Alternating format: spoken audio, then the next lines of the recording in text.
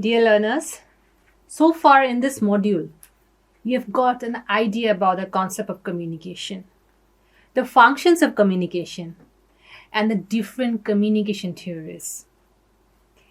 This is Unit 4 of the module on Communication and Introduction, which belongs to the MOOC course on Gender and the Media. In this unit, we shall discuss about the role of communication in the society. So, a study of this unit will enable you to be familiar with the importance of communication in society and the role played by it. You will also be able to know how communication influences the society and it affects the social change and cultural aspects of the masses or the society. A careful understanding of this unit will also give you a brief idea on information society and how it functions.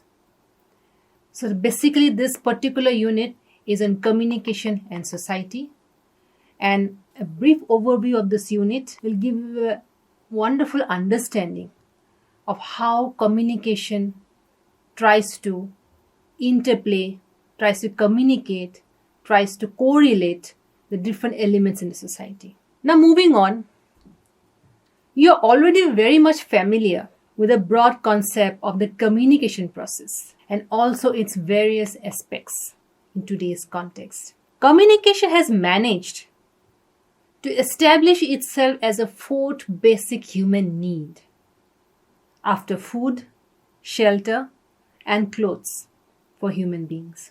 As communication is integrally connected to our life, we can't imagine a life without it. Now, as communication is so closely related to our day-to-day life, having bearing on evolution of a future life, it is only necessary and natural that an adequate amount of study must be carried out to examine its different related aspects from all angles. In other words, we can say that the entire world runs on communication, or it is a fuel of the world community. Here, if we study it in detail, it will help us in understanding it better and also at the same time allow us to find out more and more ways of improving it in the future, both for mass communication and individual interaction through person-to-person communication. And that is why it is necessary that we become familiar with communication as a discipline to the maximum extent possible. Now, when we talk about the role of communication in society, what comes to our mind? It almost goes without saying that communication has a huge role to play in society. And it is an integral part of it. It is a cement of society. It is impossible to confine it to the limits of written words. Therefore, it is important to understand the extent of this role played by communication in the society. We shall try to, go through this particular subject matter in very simple language by elucidating the following concepts. Let us try to understand what exactly is the meaning of socialization. So the term socialization is used by sociologists, by social psychologists, by anthropologists, and others to refer to the process of inheriting norms, customs, and ideologies. Socialization provides the individual with habits and skills necessary for participation in social activities within their own society. Thus, sociology describes the process by which an individual is integrated into the very fabric of the society. People are shaped by both social influences and their biological makeup. A person's socialization is very important for his behavioral activities. When we use the phrase to socialize, what do we mean? We actually simply mean to associate or mingle with the people socially. Now, socialization is also of different types. There are 5 different types of socialization. The first is primary socialization.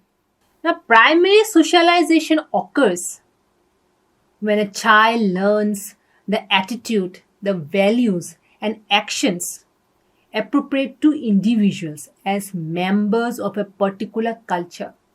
Suppose a child finds his parents making a derogatory comment about some issue.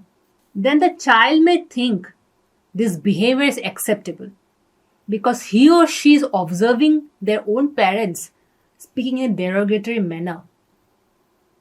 And so, maybe at some point of time, the child might say the same comments about that same issue.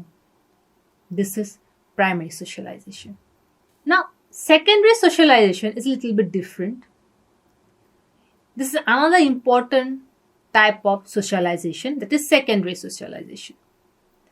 This refers to the process of leaving what is an appropriate behavior as a member of smaller group within a larger society. And this socialization is usually associated with teenagers and adults. Then we have developmental socialization. Basically, developmental socialization is a process of learning social skills and behaviors within a social institution. And this can happen at any point of time.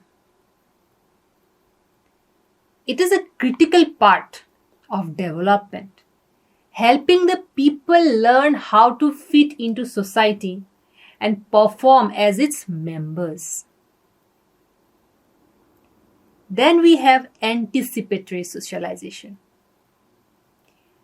Anticipatory socialization is a process of learning and adopting the values, norms, and behaviors of a group that one wants to join. And this particular process, it helps the people fit into the new group and interact with others more effectively once they are accepted. Then there is another important type of socialization, that is re-socialization. Re-socialization is a process of learning new values, beliefs, and norms and discarding the older ones as part of a transition in life. Now, there are the agents of socialization, which are the people in the groups. These are the agents.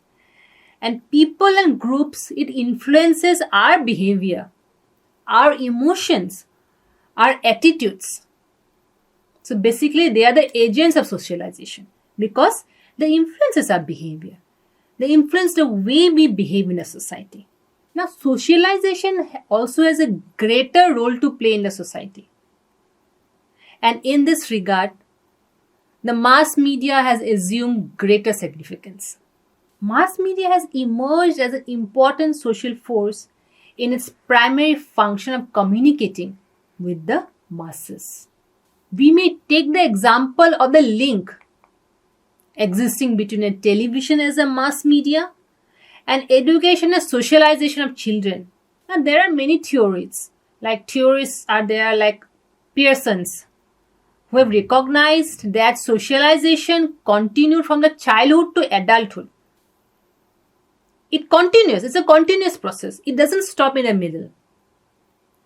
And by the middle of the 20th century, mass media was seen to be becoming an important social force. Now, for children, television could be a medium of education because the child is being exposed to a plethora of information. But for an adult, it could be regarded as a source of information as well as entertainment. And communication is integrally connected to our life. And we cannot imagine our life without it. At every and each stage of our life, one or the other form of communication is constantly at work to inform us about something or the other. Socialization initiates a person into the big, broad world by making him or her familiar with the outside world. And communication thus has a great influence on our interaction with the society. So there is a link. There's an intimate link between communication and socialization. Now, when we talk about social and national integrity, how does communication jump into this? How does communication enhance the social and national integrity? Communication works as a major cementing factor in enhancing the unity and integrity amongst masses and the nation as a whole. Now, the word communication derives its origin from the meaning of making something common. Or in other words, when we live in a community, whether large or small community, we need a common system for making our thoughts, feelings heard or known to each other by various modes. This is, in a broader sense, what we know as communication. Now, the word community is also derived in a similar way. Community basically means a group of people living together in one place, where quite a few things, including language, culture, are common. Of course, these days, the characteristics of the term community, it has undergone sea change to include people coming together without any similarity of lifestyle or culture, but having a common religion, race, or profession, on pursuing a specific goal or intention, or holding certain attitudes and interests. Now, similar is the case is in common about the term nation on a broader sense. Now, nation can be defined as a large group of people sharing the same culture, sharing the same language, or maybe different language, and the history, and inhabiting a particular territory.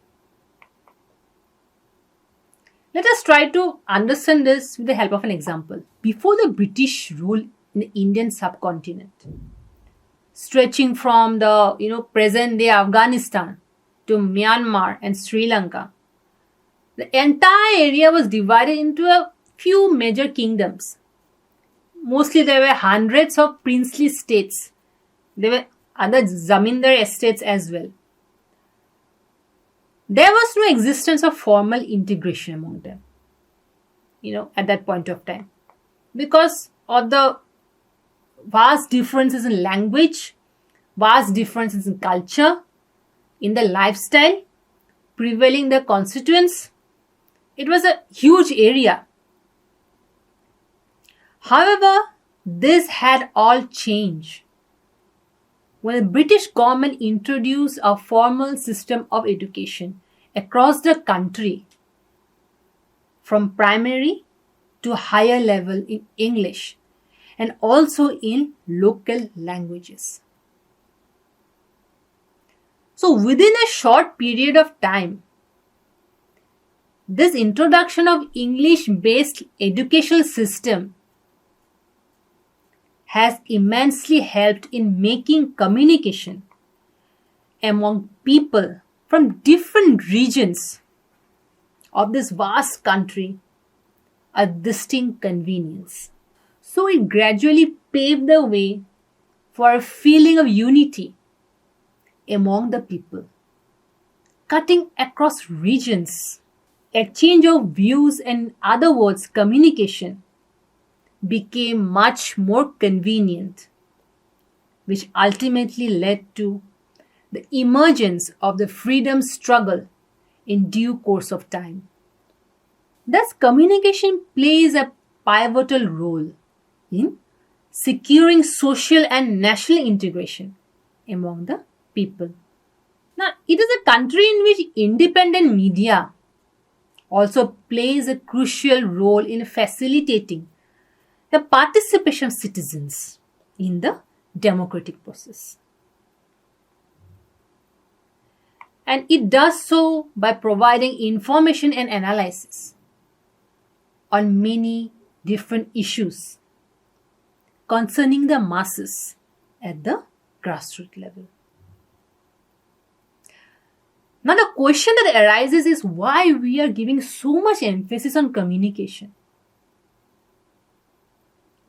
We live in a society. We are all social beings. So, there is an innate need to communicate. There is a need to express our feelings. There is a need to express our emotions with one another in a society. And how can that be expressed? That can be expressed only through the form of communication. That's why communication is very pertinent. Now, there are certain important factors or grounds on which we can say that communication is very important. The first important factor is communication facilitates a smoother flow of information to the masses. We know that our educational as well as other research institutions, they are constantly engaged in various path-breaking research works in addition to the normal teaching duties. Suppose, for example, prevention of deadly diseases maybe, leading a healthy lifestyle maybe, finding a good variety of seeds for agricultural purposes, developing an improvised breed of livestock and poultry, policy researches, etc. They are being carried out in many institutions. Now, will these findings be of any benefit for the society if only a few people know about them and no one else is allowed to get access to them? Will it benefit the society? I don't think so. The society will derive the benefits out of it if only all these findings or this information are made public or are made known to the masses so that they can use it in their own day-to-day life and thereby enhance the quality of their lifestyle. But then another question arises. How can they do this? How can they go about, making public or sharing the information in the public domain? This is a much more serious challenge for the people involved in the business of communication. As we all know that in our country, specifically India, even today about 70% of the people, they live in rural areas for whom agriculture is a mainstay of life. At this critical juncture, at this crucial point, communication comes to the rescue of the research institutions and the people involved in the process to facilitate the flow of information to the masses, who are the actual target beneficiaries of all those efforts in the end. And how this is going to be done is a matter of concern for the communication strategists. communication can be of immense help in the field of education. So the number of illiterate people is a substantial one. And we as a nation, we can't expect to develop properly if we have a huge number of people who are illiterate. And a majority of these people are in such an age group and in such financial condition that they really can't afford to be admitted to a formal school of education.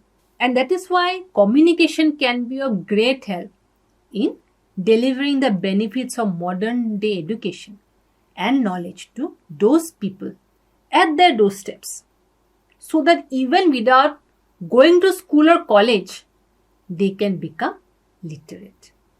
Now, communication also disseminates information and knowledge about the progress and development taking place in one country.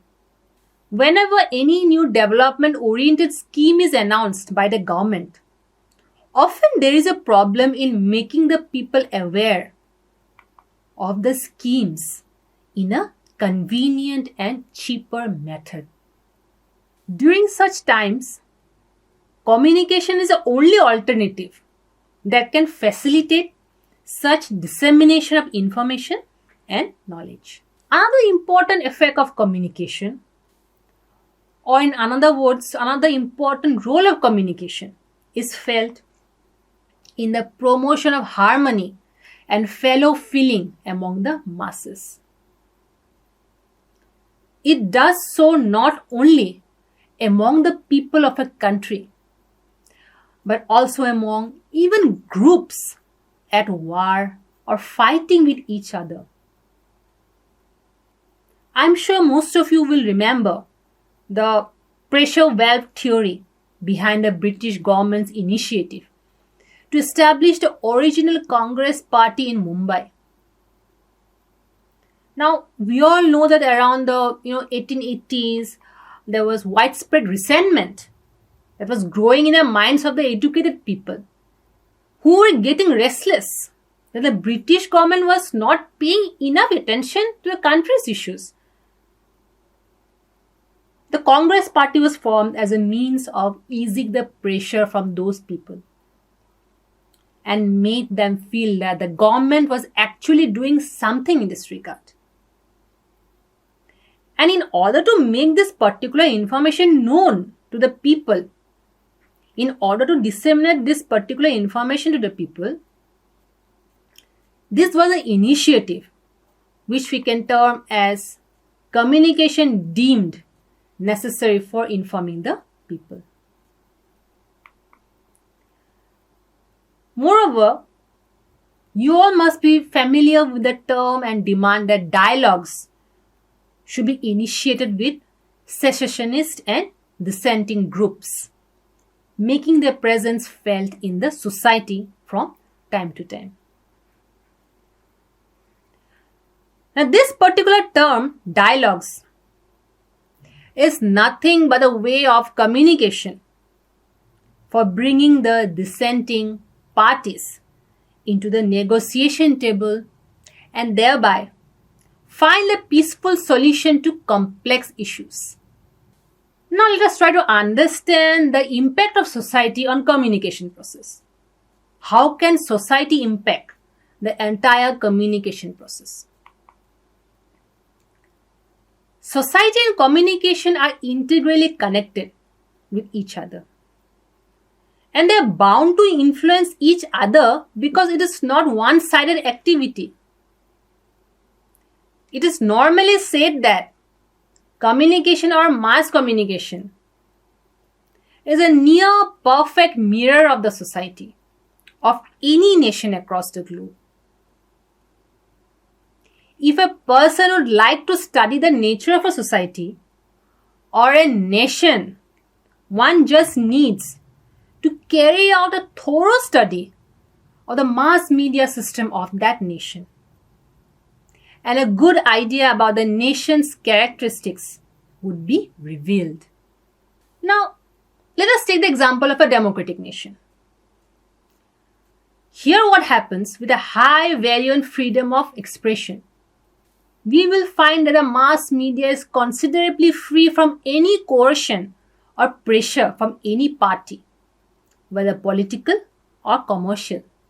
On the other hand, in case of autocratic or totalitarian regimes, the communication system and policy would be guided fully by the ruler's discretions. The journalists or the media persons managing the mass media in the country are also the products of that same society, and therefore they become fully oriented to the prevailing culture or system, and the same culture is automatically reflected in their functioning also. Communication is also very much a part of an individual's and a society's or a nation's overall culture. And that particular culture is shaped by many factors, including heritage, including history, including present-day requirements, circumstances, and relationship with neighboring societies, nations, exposure to other cultures, and so on and so forth. So it is quite natural that a major influence will be exerted by the society on the communication process. What is, however, important to know is that a balanced influence between both the entities, that is a society and a communication, because that is a healthy way to promote the society. There should be a balanced influence or balanced and flow of activity between the society and the communication. Society should influence the communication system in a way that is deemed the best for the particular mass of people. On the other hand, the communication process must also be able to make its influence felt on the masses by developing and promoting good habits and practices among them, so that both of them can play a meaningful role in the overall development of the society. However, of late it can be seen that rather than a balanced influence by each side on the other side, there has been a major mismatch which have resulted in a highly imbalanced and titled influence from mass media on the masses. Now, coming to the concept of understanding how communication can lead to social change, how the entire process of communication can bring about a holistic development of society, can bring about a social change, that will be discussed here. Communication performs an important function of informing, educating, and persuading the masses. And all these functions, whether it is a function of informing, whether it is a function of educating, or whether it is a function of persuading, they are so closely connected to each other that we can't exactly differentiate between them and find out a point where one of them finishes and the other begins its journey. As communication brings in newer aspects of development to the masses every passing day, and at the same time informing, educating, and persuading the people to adopt these new things, it is contributing a lot to social change among the people. Now let us cite a few examples.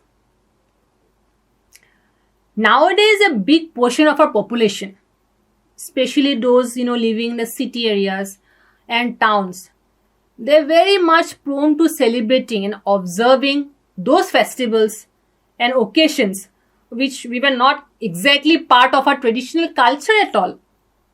Like celebrating the New Year maybe, observing Valentine's Day maybe, celebrating Friendship Day, celebrating Mother's Day, Father's Day, Parents' Day, etc. In contrast to that, how much do we actually celebrate and observe our local cultural festivals and occasions. Can you think about it? How many do we observe? How much do we think about them? And most of you would definitely recall the contributions of great statesmen, other social workers, social reformers like Mahatma Gandhi, Raja Ram Mohan Roy, Swami Vivekananda, Bal Gangadhar Tilak, Lala Lajpat Rai, who have made immense contribution to the Indian society. And all these noble people, all these noble persons have published and edited newspapers and journals, magazines with a specific goal, making the masses aware of modern concepts of lifestyle and other things. We all know that most of the newspapers and journals which were published in the pre-independence days, they were brought out with the main aim of mobilizing the people, to mobilize the mass support. For what purpose? For the freedom struggle across the nation. And we can confidently say that the media of that period can claim a major credit for spreading awareness among the masses about the freedom struggle and thereby making it successful in the long run. And this is a fine example of how communication can contribute towards effecting social change in any society. Thus, communication is seen to be a very convenient and effective window to the big, broad world outside. It exposes us to different cultures around the globe and helps us in choosing which of them to be adopted or not to be adopted. And right after our independence, right after the country gained independence in 1947, All India Radio was officially mandated to cater to the needs of information of the masses. As there were no other media except, newspapers were there and which also could not be read by the illiterate peoples. And the goal of All India Radio was to disseminate all development-oriented information for the people in the absence of a proper network of schools and colleges throughout the country. The goal behind these efforts was to bring in an overall improvement in the living standards of the masses in every nook and corner of the country. So you can understand, how communication can actually affect the social change in a big way in any society of the world. Now, when we talk about the relationship between communication and culture, what comes to our mind? We already know that the term communication is a very broad one in its scope and it encompasses almost each and every aspect of our life, both as an individual person and also as a member of the society.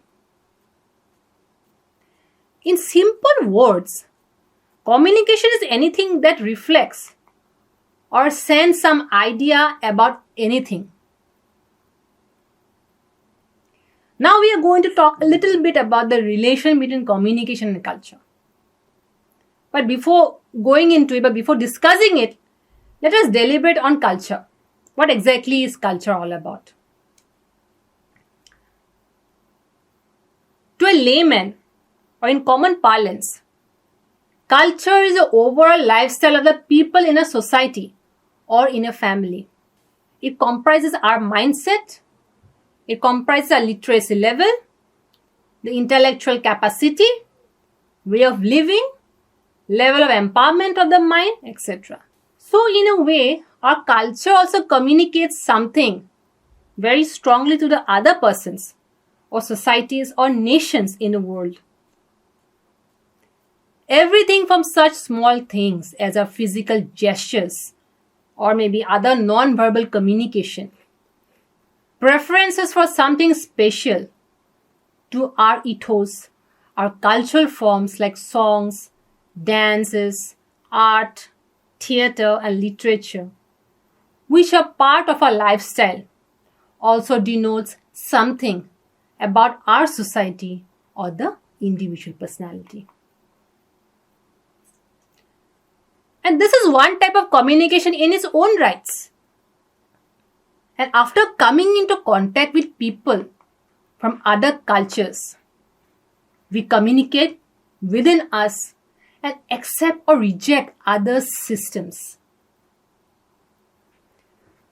Here, communication influences our culture to a very high extent.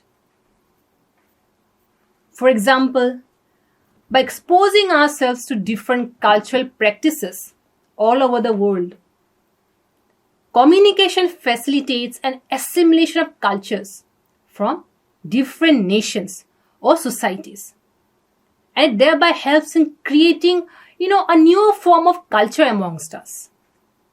A kind of synthesis is formed in the process. This is an ongoing and never-ending process like communication. And we cannot say when this is going to end and when precisely it was started. In the earlier days, what happened was that this was not very convenient because there were very few, there was lack of communication facilities actually. But nowadays, no society or nation or an individual person can ever remain isolated, refusing to imbibe other cultures all around him or the world. Moreover, there is another factor behind this phenomenon. With globalization, liberalization, and many other related factors, the nations of the world have been made to become extremely interdependent, and that is why this cultural exchange is inevitable, irrespective of whether one likes it or not. This is because to enjoy the benefits of interdependence, we must also come closer to each other and thereby get influenced by the other party in some way or the other.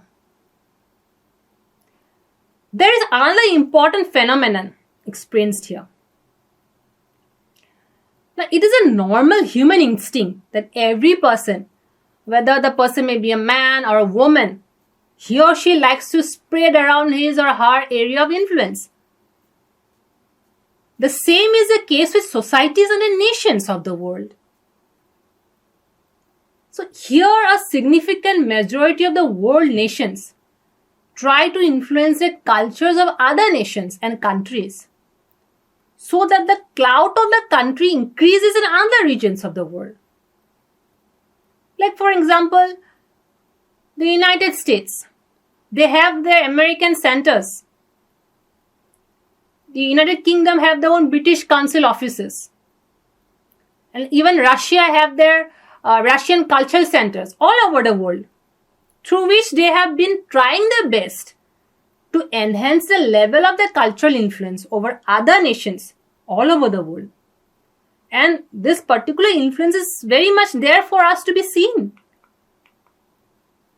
And I am not talking only about the, advanced nations. Even our very own country. We have our own Nehru Center in London and the India Center in Indonesia, which was set up with the sole aim of spreading our culture in those nations. So, in this way, communication also helps us, many of us, by trying to disseminate information about our own culture in different societies all across the globe. Now let us try to understand a very important concept, that is the information society. Now what exactly is the information society?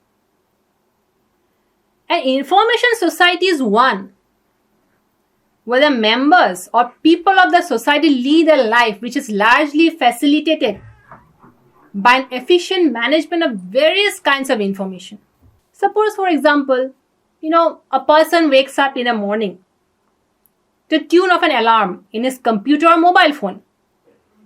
He or she will then check out the weather report or maybe other important information in the internet connected computer set at home or in his mobile phone. He or she might even order food online after looking at the different types of items on display, browsing the net before going to office. Even while going to office or anywhere, the person gets a laptop or any other computer connected to the internet through a mobile service system and gets hooked on to his or her own personal or commercial world.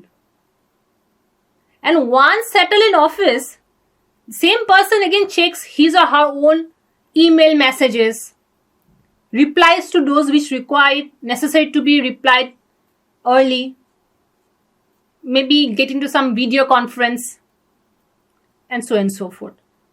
So, this is just one example of an information society. At a larger stage, information society is characterized by immensely large flow of information or data of different types amongst various kinds of users. Suppose, for example, numerous amounts of information are generated or prepared every passing day by research laboratories, educational academic institutions, other organizations for various purposes, including weather reports, agricultural output information, industrial or economic statistics, etc., which may be needed to be assessed by a cross-section of users for many different purposes. And all these are basically exchanged through the internet. Another major characteristic of an information society is that internet connectivity is very high in them. For example, countries like the United States, Canada, UK, and those belonging to the European Union are pioneers in this direction. In these countries, because of a highly advanced stage of economic, industrial, and educational development, majority of the population are connected with the internet. And thus the flow of information is very much facilitated amongst them. So thus it is clear that today's society is largely dependent or dominated by the new information technology.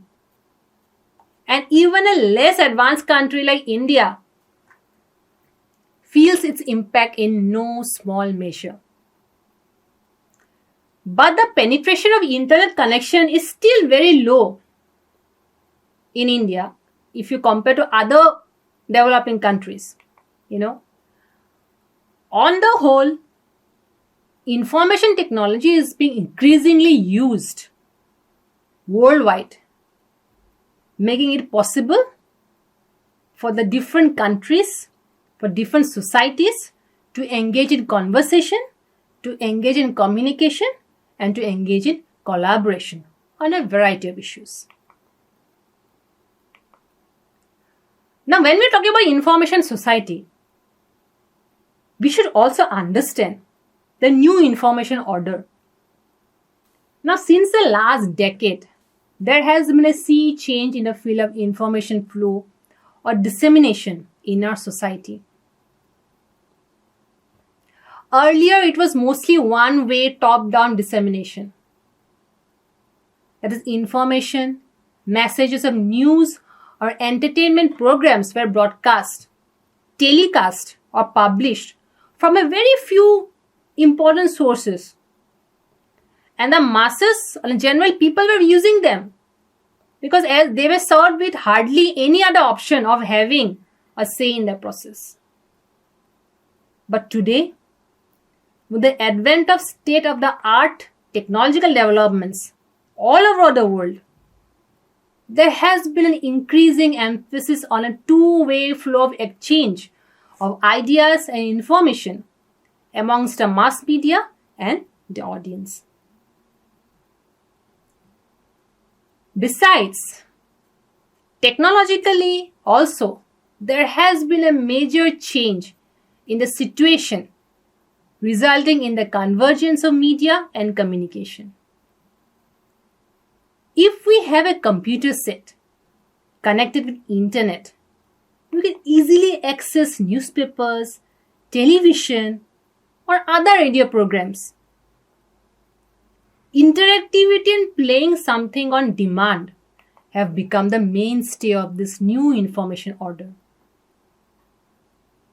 Moreover, there is a concept of blogs and podcasting, which have revolutionized the field of mass media. Blogs have become extremely popular and important information providers for millions of people all over the world. In fact, many a time, they also act as a source of pointing out discrepancies in news services or other programs. Suppose, for example, there is a photograph of a bombing of a place in Palestine. I'm just giving an example by Israeli Air Forces, which was supplied by the reputed news agency Reuters. That was published in many newspapers across the world several years ago. But it was none other than a blog which actually pointed out to certain flaws in the photograph that proved that it was tampered with a doctored, or it was doctored before publication. Later, when the Reuters agency, they verified it from their own freelancer journalist posted in Jerusalem, he admitted that the photograph was indeed doctored, almost to about 30 to 40% of the content.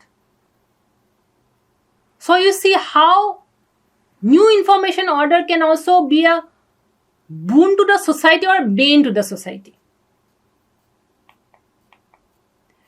Now, summing up,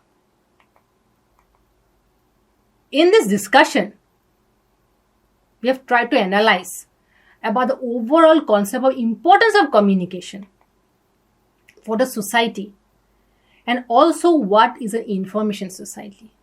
Communication is a basic human need, no doubt, of the masses, and both of them influence each other in a far-reaching manner. Communication has an overwhelming presence in our personal as well as social life, and thereby we can't imagine a life without it.